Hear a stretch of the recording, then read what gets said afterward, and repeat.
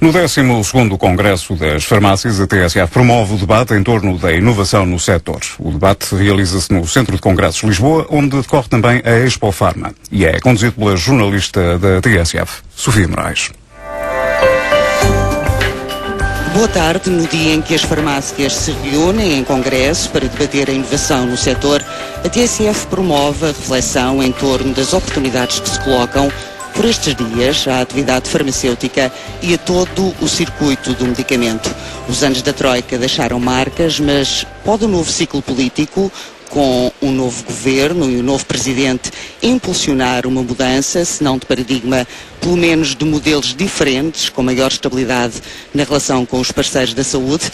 Na abertura do Congresso, o presidente da Associação Nacional das Farmácias sublinhou por várias vezes a palavra resiliência, que foi repetida também depois pelo Ministro da Saúde, na abertura do 12º Congresso das Farmácias. São convidados da TSF para esta reflexão conjunta Paulo Clete Duarte, presidente da Associação Nacional das Farmácias, João Almeida Lopes, presidente da Apifarma, Associação Portuguesa da Indústria Farmacêutica, Paulo Lilaia, presidente da Apogem, Associação Portuguesa de Genéricos, e Diogo Veia, presidente da Divisão Farmacêutica da Groquifar, Associação de Grossistas de Produtos Químicos e Farmacêuticos. Antes de iniciarmos a conversa, permitam-me um parênteses muito breve para recordar duas ideias que já sobressaíram por parte dos novos atores políticos. O Presidente da República defendeu nos últimos dias um pacto para a saúde. O Ministro, Adalberto Campos Fernandes, enfatizou a ideia de que a saúde deve ser perspectivada como um investimento mais do que como uma despesa. Dr. Paulo Clete Duarte, comece por si. Neste percurso imposto pela Troika, pelos anos da crise, as farmácias sofreram, vamos chamar-lhe, uma multidose de austeridade. Na abertura do Congresso, o doutor referia que 500 farmácias, uma em cada 5, estão nesta altura numa situação de insolvência ou de penhora, mas enfatizou também a palavra resiliência, olhar para o futuro com otimismo. Este novo ciclo político, esta nova governação política, e o Ministro da Saúde esteve presente na abertura do Congresso, apresentou já algumas propostas que, aliás, estão plasmadas no programa do Governo. Abre um futuro mais otimista para a situação das farmácias? Sim. A palavra resiliência, no fundo, tem a ver com aquilo que foram os últimos 6 anos e as dificuldades que nós, como setor, tivemos que passar, não só nós, mas todos os meus parceiros deste painel, sofremos de formas diferentes a austeridade. Mas a questão principal é que nós não podemos continuar parados sem procurar novos caminhos. E é muito importante que este Governo tenha inscrito no seu programa, em primeiro lugar, a saúde como investimento e o medicamento como um dos principais fatores de criação de saúde no nosso país.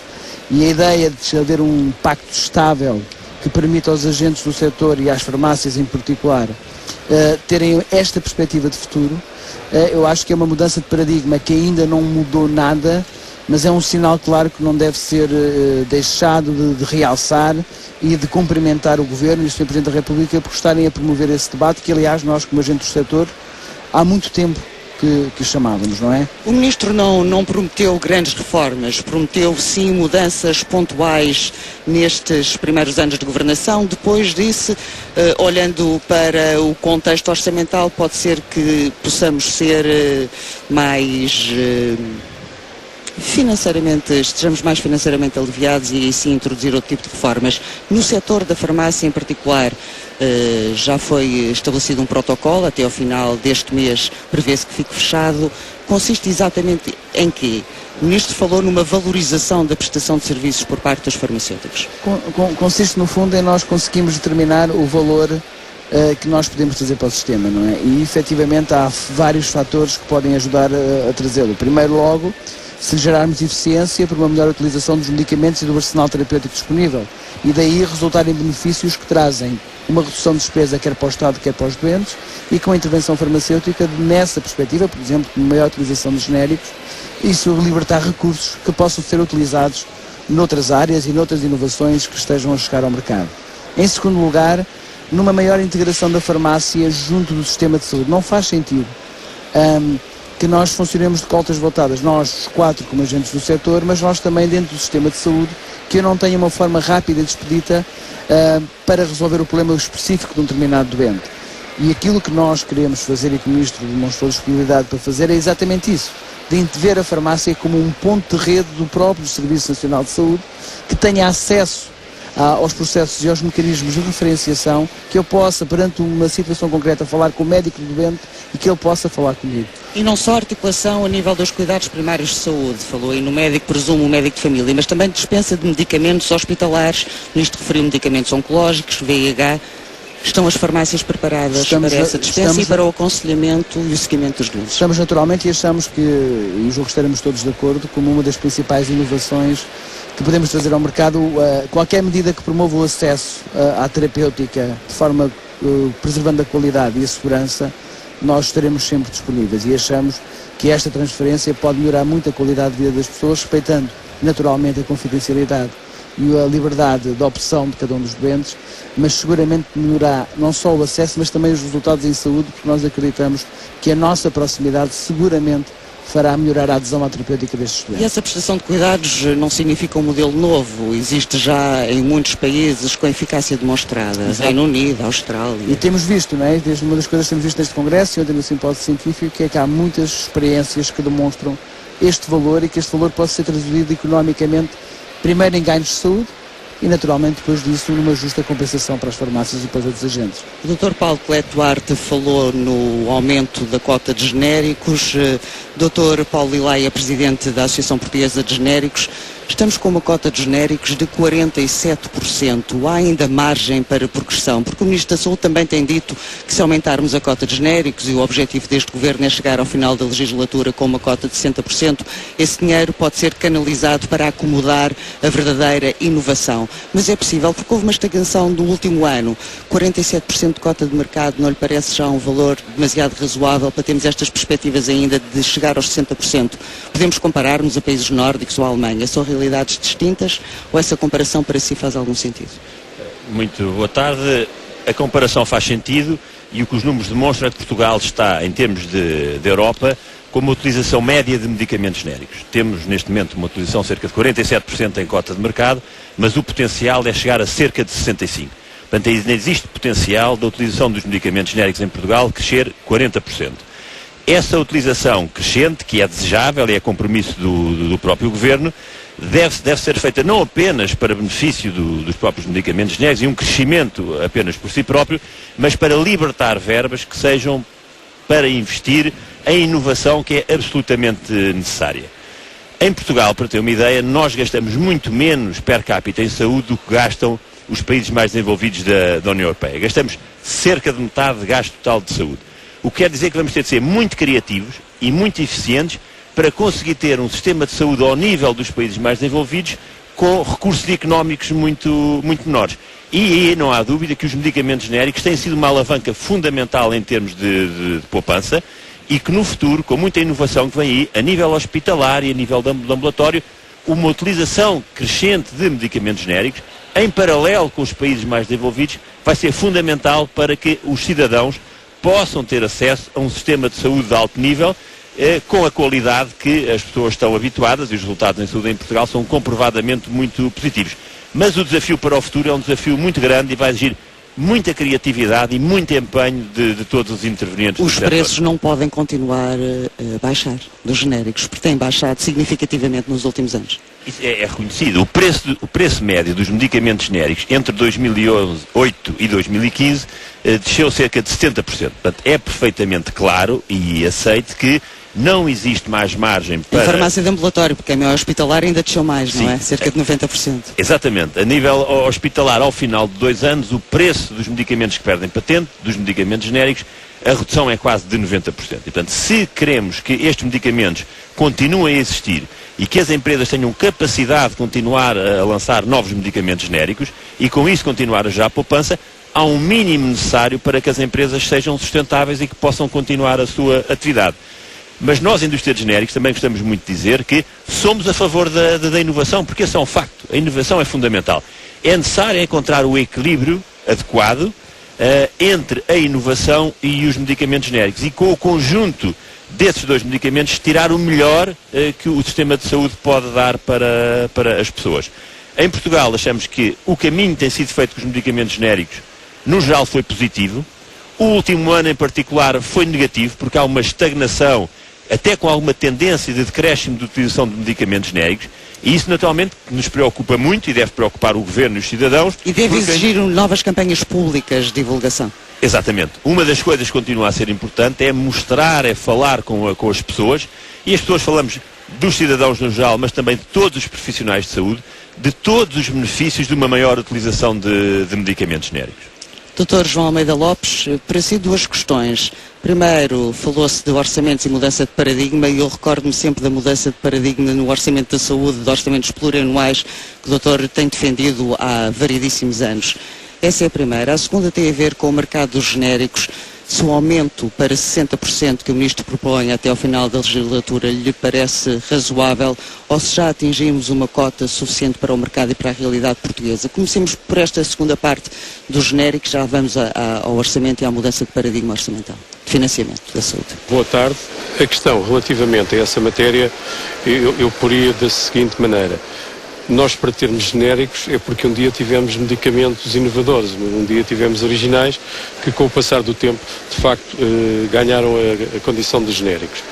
Relativamente ao desenvolvimento do mercado de genéricos em Portugal, eu não sou tão otimista como o Paulo. Penso que, eventualmente, a cota de mercado dos genéricos pode subir, mas pode subir essencialmente com a aprovação, ou aliás, com a perca de patente de algum tipo de medicamentos. Ou seja, cada vez que um medicamento hoje original vier a perder a patente, é evidente que vão aparecer genéricos e os genéricos vão ganhar cota de mercado. A questão que se põe é que, quando falamos em percentagens em cotas, estamos sempre a falar de uma fração, não é? Do numerador e do denominador. Imaginemos que não aprovamos mais nenhuma inovação. Se não aprovarmos mais nenhuma inovação, os genéricos um dia, teoricamente, até poderão vir a ser 100%. E penso que nós, enquanto sociedade... E a aprovação de inovações esteve também ela estagnada durante um ano e meio, 2 anos. Exatamente. Nós, enquanto sociedade, acho que não estamos propriamente...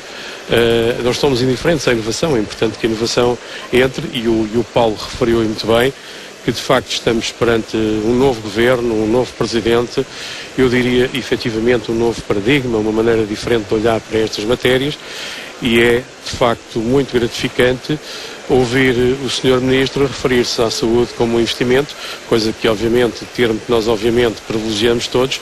A saúde claramente não é uma despesa, é antes um investimento nas pessoas, na sociedade. Um bom investimento e que pode ser a saúde dela própria um fator de competitividade. É talvez dos investimentos mais positivos que nós temos enquanto sociedade. Acho que seguramente sobre isso estamos todos de acordo. Se perguntarmos às pessoas na rua onde é que é de facto importante investirmos os nossos recursos, ninguém seguramente vai dizer que a saúde não merece mais investimento e não merece de facto ser olhada de uma maneira...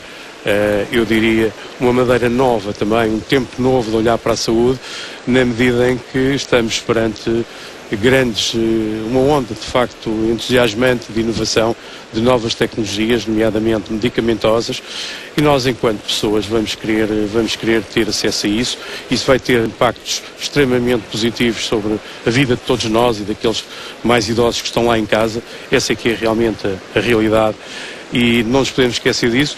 É evidente que isso vai trazer, com certeza, alguns desafios a nós todos enquanto sociedade e especialmente aos políticos, mas, ao fim e ao cabo, é um desafio, são decisões políticas, é preciso pensar sobre isso, é preciso encontrar soluções. Tivemos um exemplo recente da hepatite C, Exatamente. Temos agora medicamentos na área oncológica com eficácia já comprovada, a indústria, aliás, tem feito ensaios clínicos em vários hospitais públicos, vários doentes têm já recebido tratamentos, as imuno-oncologias, entre outros, são de facto inovações disruptivas a que todos têm direito a ter acesso. E isso vai trazer custos avultados. E pode ser esse custo acomodado apenas pela poupança dos genéricos. Eu não falaria em custos, falaria em necessidade de investimentos, em necessidade provavelmente de mais investimento na saúde.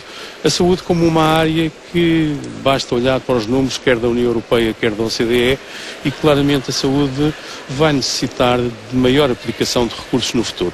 E nós temos tido uma linha descendente. Lembro-me de orçamentos de 12 mil milhões, vamos nos 8 mil milhões. No período de assistência financeira tivemos de facto um decréscimo e penso que essa situação tem que se inverter. É forçoso que seja invertida rapidamente porque de facto quer um envelhecimento da população. vivemos todos mais, quer a utilização de tecnologia, vão, obviamente, obrigar-nos a repensar os modelos e a exigir que os nossos recursos aplicados à saúde venham a ser maiores. E, portanto, penso que aquilo que o Paulo referiu ao início, de facto estarmos num novo tempo e olharmos para isto como um investimento, acho que é importantíssimo para todos nós, enquanto agentes económicos da cadeia de valor do medicamento, mas em última análise é mais importante ir para as pessoas, para a sociedade. A sociedade tem que, de facto, pensar a médio prazo em orçamentos para mais do que um ano, se calhar numa lei de programação da saúde, o que é que nós queremos enquanto cidadãos da saúde para Portugal. E há também um precedente que se abriu agora no caso dos medicamentos para a hepatite B, o Estado paga por doente curado. Portanto, há aqui uma mudança de paradigma também no acordo com a indústria farmacêutica. Pode ser um caminho a seguir? É claramente um dos caminhos a seguir, provavelmente não será o único.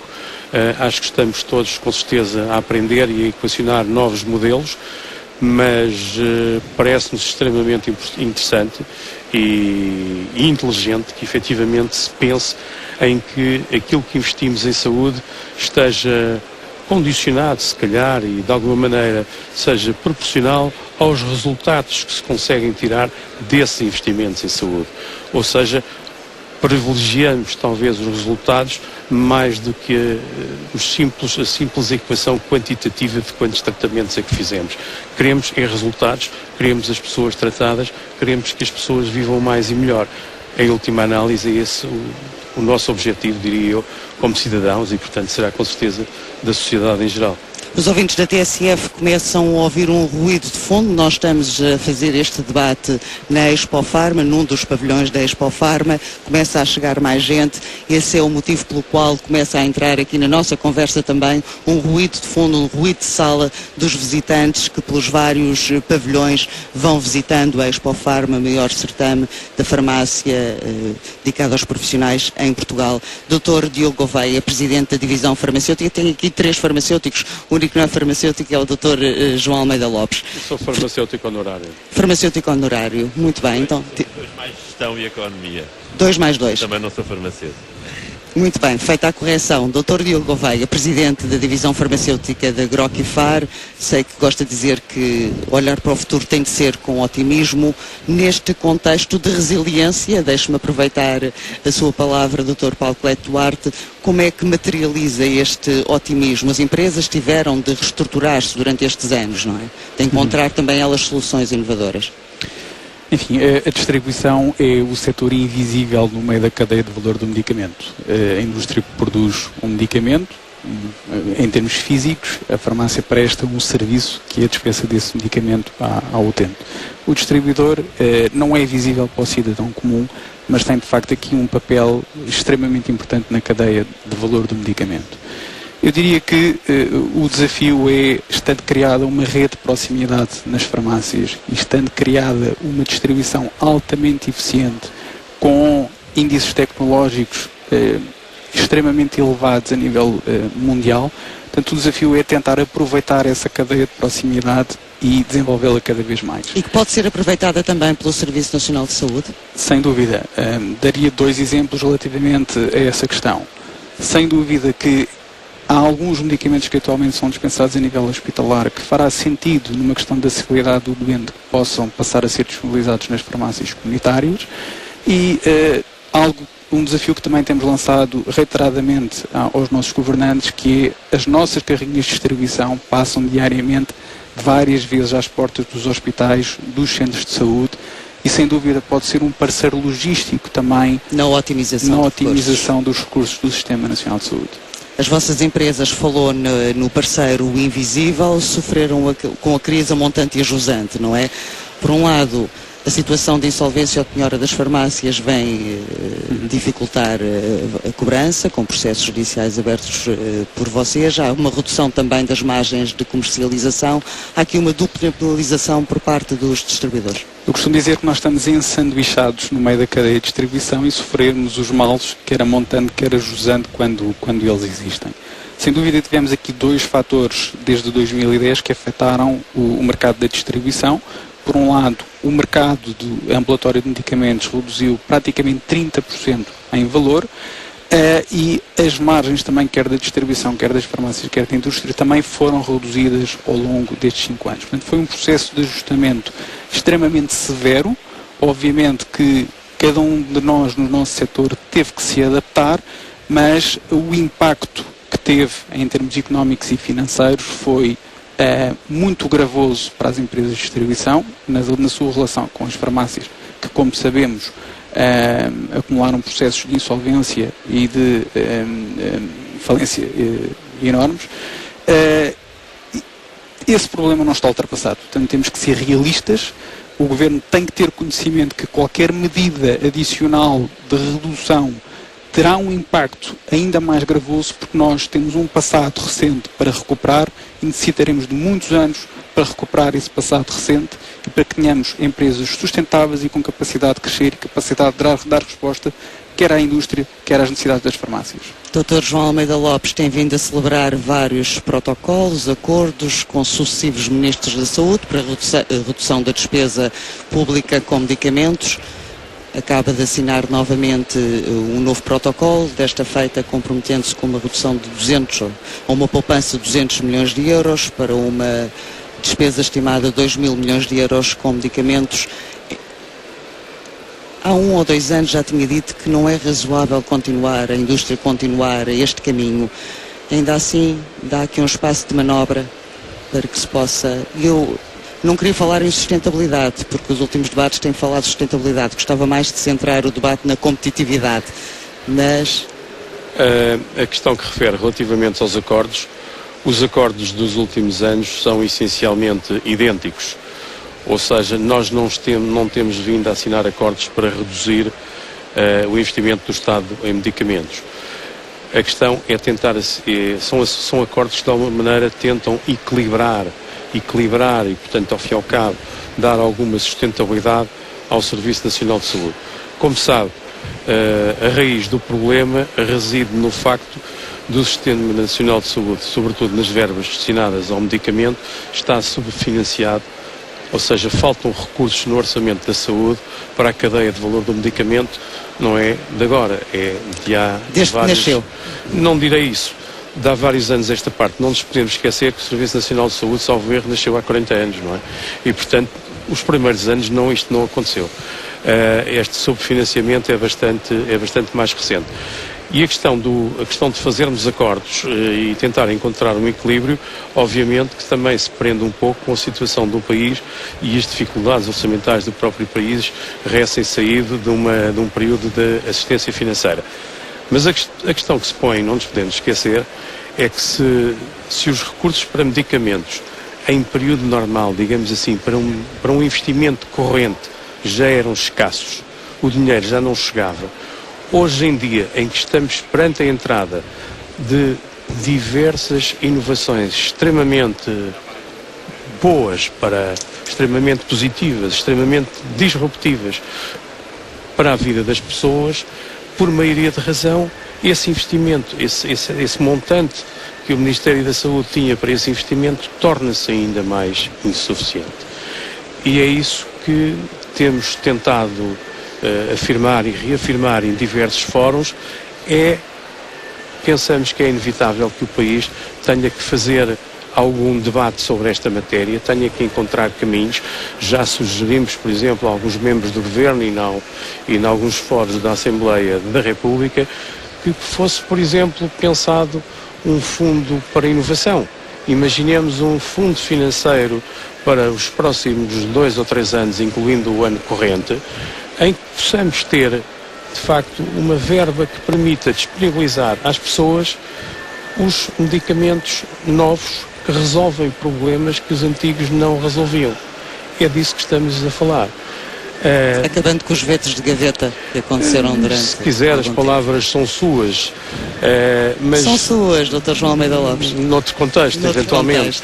Mas a questão, repara, a questão que se põe é que, por exemplo, outros países como Itália, ou França, ou Espanha, a Espanha é bem conhecido, por exemplo, o caso que referiu da hepatite há pouco, o Governo Central Espanhol, contratou um empréstimo a 10 anos para financiar a cura da hepatite e distribuir o dinheiro pelas regiões autónomas para que pudessem, de facto, as pessoas ter acesso a essa medicação que lhes resolvia a patologia de que padeciam.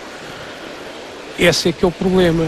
Ou seja, nós temos à nossa disposição, podemos ter à nossa disposição tecnologias e medicamentos que podem resolver a vida às pessoas, que podem prolongar a vida das pessoas e, portanto, temos que a pôr à disposição das pessoas. Não podemos fazer de outra maneira, não é? Se as tecnologias foram desenvolvidas, se os investimentos foram feitos para que, de facto, encontremos soluções para a vida das pessoas, isso tem que ser posto à disposição dos cidadãos.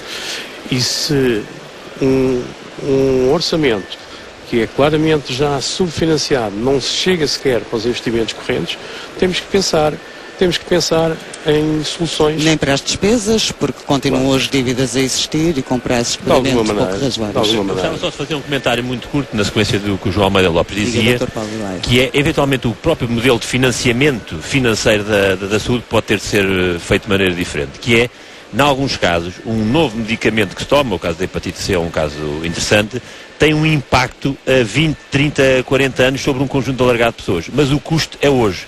Portanto, é preciso ver como é que é um modelo de financiamento, como é que se adequa o custo em cada ano com o benefício desse tipo de a saúde enquanto fator de competitividade. Dr. João Almeida... Não, o que o Paulo disse é extremamente importante. Eu não seria, se calhar, não iria tão longe de 20 ou 30 anos, mas há coisas que vão trazer poupanças nos 3, 4 anos imediatamente a seguir, e o investimento é agora. Portanto, temos que encontrar, de facto, soluções de financiamento. Acho que isso é fundamental. A sociedade, inevitavelmente, vai exigir, mais cedo ou mais tarde, com mais ou menos vivacidade, mas vai exigir isso. Dr. Paulo Cleto Duarte estava a fazer-me sinal que queria também intervir. A saúde enquanto fator de competitividade também com um investimento adequado e não com o subfinanciamento crónico. A questão do subfinanciamento crónico é uma questão essencial, mas para além daquilo que é preciso fazer do lado do Estado, e não há nenhuma dúvida que são necessários mais recursos para a saúde, porque não há melhor investimento que o país possa fazer do que a proteção da saúde dos nossos concidadãos, mas nós também temos que gerar mais evidência sobre quais são as opções que são tomadas, ou seja, todos nós temos vindo a fazer, e a indústria é pioneira nesse domínio, que é nós conseguimos demonstrar qual é o valor que uma nova tecnologia, seja um medicamento ou seja uma intervenção farmacêutica, traz para o sistema de saúde. E nós temos que começar a tomar cada vez mais decisões menos emocionais ou menos administrativas e mais baseadas na evidência. Ou seja, se há efetivamente uma tecnologia que substitui outras e traz mais valor do que aquelas que existem, ela tem que ser justamente compensada. E para isso nós temos todos de trabalhar muito mais e muito melhor, e as pessoas querem mais intervenção de todos nós na sua própria vida, porque não há nada melhor. Nós ouvimos há bocadinho o professor Elias Lucialos dizer que a grande dificuldade que vamos ter que gerir já não é a monodoença, não é? Nós estamos ainda a falar aqui de uma pequena perspectiva, que é o facto de nós termos 1 em cada 3 pessoas que vive isolada hoje em dia. Vive isolada, ou seja, está em sua casa sozinha.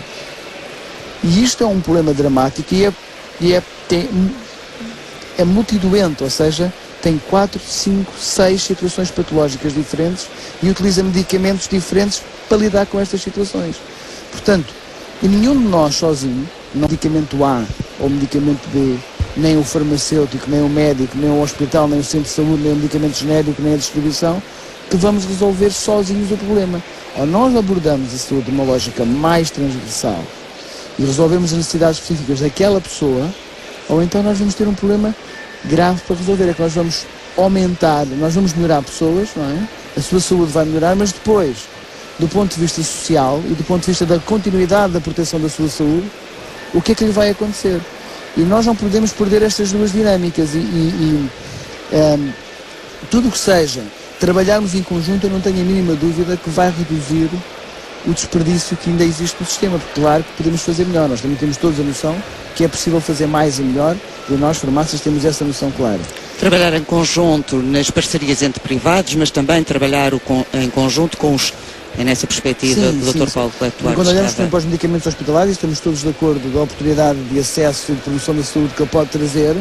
Nós estamos a falar que isto tem que ser um processo integrado. Não é possível ele ter estes medicamentos, o Diogo distribuiu-os, o João Pedro forneceu-os, ou o Paulo, e depois nós não temos uma ligação direta com o hospital ou com o médico que prescreveu, ou com os meios que o doente tem que fazer para saber se continua ou não se continua controlado, porque senão aí nós vamos estar a criar dificuldades a nós próprios e, portanto, algo tem que mudar no sistema de saúde. E no dia, só mudará no dia em que, como o João Pedro disse, eu acho que dissemos todos muito bem, se compreenda a saúde como investimento, estamos nessa fase, se afetem mais recursos à área da saúde e a seguir disso, nós comecemos a trabalhar mais em conjunto. E nós, não resisto a interrompê-lo, o Dr. João Almeida Lopes, como estamos no espaço da Apifarma, estava aqui a cumprimentar alguém conhecido, não é fazer um adeus. É verdade. Era. E a este ruído continuamos, porque continuam a chegar mais pessoas, de facto, a este pavilhão da Expofarma. Diga-se, Dr. João Almeida Eu Lopes. gostava só de completar aquilo que o Paulo estava a dizer, obviamente, concordo inteiramente com ele, e temos que ter a noção que o trabalharmos todos e, ao fim e ao cabo, empenharmos todos em racionalizar e otimizar as coisas, os procedimentos, ao fim e ao cabo os investimentos, porque os recursos diz-se sempre que são limitados, mas a questão também passa por outras áreas, não é? Simplificar processos. Simplificar também. processos. Repara, quando nós olhamos para o nosso cartão de cidadão, ele tem lá o nosso número de saúde, não é? Ainda é cartão de cidadão. Ainda é cartão de cidadão, mas tem lá o número do utente, repara. Com isso, era perfeitamente fazível que de norte a sul do país houvesse uma racionalização, sei lá, de exames, de diagnósticos, de medicação, de prescrição, não é? Evitando a duplicação de exames. Duplicação de exames, ou seja, há imensas áreas onde podem ser feitas otimizações. Estou-me a lembrar, sei lá, está tanto na moda a eficiência energética. Será que os grandes hospitais que têm, se calhar, alguns 50 ou 60 anos, estão otimizados em termos de eficiência? Quer dizer, há muitas coisas que têm que ser feitas na saúde. O bom investimento e inovação não é só na área do medicamento, obviamente é na área de simplificação de processos. No mercado grossista também há que simplificar processos e ser inovador de outra forma. E tem desenvolvido ferramentas nesse sentido, Dr. Diogo Gouveia. Sim, todo o desenvolvimento grossista nos últimos anos visou aumentar a eficiência. Portanto, nós hoje, nos nossos armazéns, temos níveis de robotização superiores a 90% e temos estado preparados também para dar resposta a situações pontuais, quer em termos de distribuições específicas, quer em termos de um controle mais efetivo por parte do Estado. Portanto, eu, por exemplo, dando o exemplo de um projeto piloto que já foi anunciado e estará prestes a arrancar ao nível da distribuição de medicamentos hospitalares nas farmácias. Portanto, nós conseguimos assegurar uma distribuição capilar numa fase piloto em que o medicamento ainda é propriedade do hospital. Portanto, estamos preparados para tudo, estamos abertos a tudo, a tecnologia existe, a eficiência existe, haja ideias e inclusivamente estamos preparados para demonstrar a evidência. Ou seja, nós temos exemplos de projetos em colaboração com o Estado, em que todos nós entramos de forma aberta e gratuita, fizemos o trabalho. É importante chegarmos a dados objetivos em termos dos outputs. Obviamente que queremos ser remunerados em função E essa comunicação já é eficaz entre os 4 parceiros do setor que aqui se encontram? Tem sido muito eficaz. Eu julgo que temos dado passos de aproximação nos últimos anos. Julgo que o valor que conseguimos criar todos juntos será sempre muito superior ao valor que conseguimos criar de forma individual. Portanto, em tempos de crise normalmente surgem estas oportunidades. A crise esperemos que já lá vai e possamos olhar para o futuro com mais otimismo. Eu julgo que estão lançadas as relações necessárias entre todos nós a nível de cadeia de distribuição de medicamento, de cadeia de valor de medicamento, para trabalharmos ainda com mais resiliência no futuro. O Dr. Diogo Gouveia começou por dizer que era aqui o parceiro invisível. Tornou-se menos invisível a quando da falta de medicamentos em várias farmácias, com o acesso dificultado. Criou-se na altura uma solução, também com o Infarmed, da via verde do medicamento, para facultar medicamentos que não são substituíveis e que podem causar grave prejuízo ao doente. Tem funcionado essa via verde do medicamento e pode ser uma experiência a replicar? É certamente uma experiência a replicar. Já foi feito o alargamento a todo o território nacional. Neste momento podemos garantir para um número crítico de medicamentos que não têm substituição no mercado, que um doente com uma receita vai ter o medicamento no prazo máximo de 12 horas. Portanto, graças à rede de farmácias que existem de proximidade e à capacidade dos distribuidores de o fazer. Portanto, penso que foi um bom projeto, é um projeto em que todos nós estamos envolvidos. o Governo também. Portanto, pode ser uma ponte para o futuro para outros projetos, sem dúvida. Nessa altura, nesses dias de crise, nesses dias de troika, a exportação paralela foi também uma fuga para alguns dos distribuidores, devido ao baixo preço dos medicamentos. Continua, é um caminho que já está a ser mais travado. Não vou fugir é uma à questão, atividade absolutamente legal e regulamentada pelo Infarmed. Não vou fugir à questão. Nós frequentemente somos criticados por eventualmente fazermos exportação paralela. A exportação paralela é uma atividade lícita, como disse, é uma atividade que decorre do diferencial de preço dos preços em Portugal para os países do norte da Europa. Portanto, a primeira coisa é pensarmos, de facto, vivemos numa comunidade económica europeia para umas coisas, mas para outras continuamos a ser muito, muito diferentes. A exportação paralela foi bem regulada há cerca de 2-3 anos por parte do Infarmed.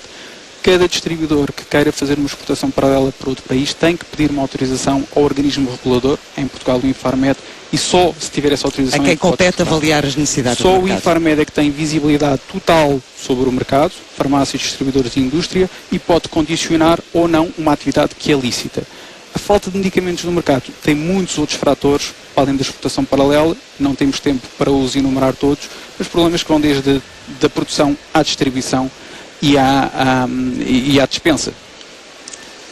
Doutor, em relação ao medicamento, ao mercado dos genéricos, falámos nesta pretensão do Ministro, falamos também sempre de redução de despesa, falou na necessidade de uma nova campanha de divulgação, porque houve uma estagnação nos 47%. Essa campanha devia direcionar-se exatamente em relação a quê?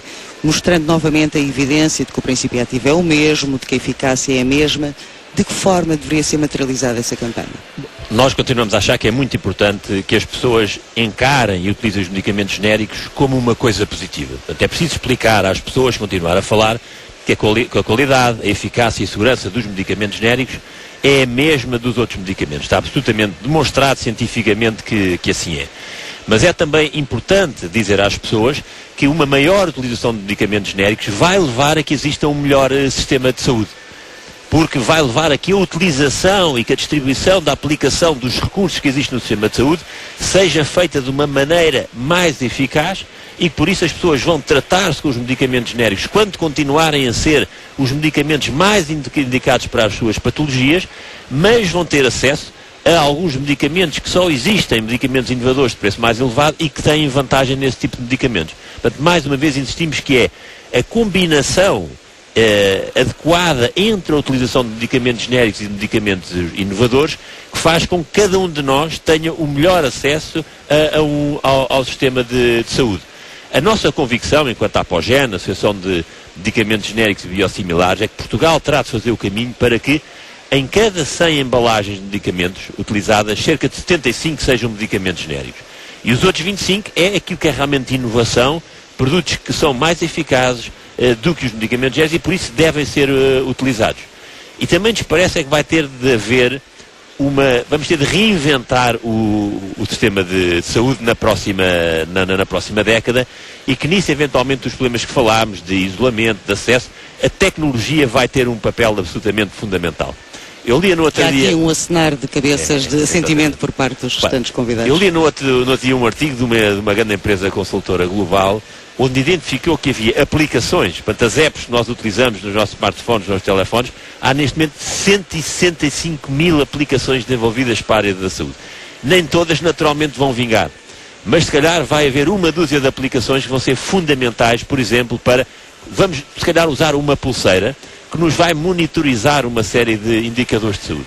Essa pulseira pode estar ligada ao médico, pode estar ligada à própria farmácia e vai permitir não só as pessoas não viverem em isolamento, como vai permitir que seja possível intervir sempre que há alguma coisa que justifique essa intervenção. Por exemplo, a hipertensão arterial teve um valor, a tensão arterial teve um valor fora do normal.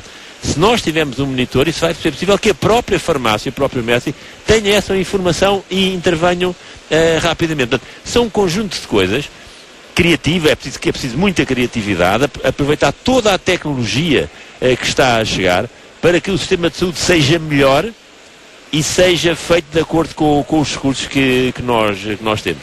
Dr. João Almeida Lopes, nunca esquecendo que a inovação tem de ser acomodada em qualquer orçamento da saúde. O Sr. referiu a criação, já fez essa sugestão, aliás, de um fundo próprio. Agradeço os contributos que trouxeram à antena da TSF, do Dr. Paulo Clete Duarte, anfitrião deste debate, Dr. João Almeida Lopes, Dr. Paulo Dilaia, Dr. Diogo Gouveia. Muito obrigada aos quatro. Muito obrigado. Muito obrigado. A inovação no setor farmacêutico, um debate conduzido pela jornalista Sofia Moraes, com o apoio técnico de Paulo Jorge Guerreiro. A partir de agora, a emissão fica com o César Santos. Boa tarde e um bom fim de semana.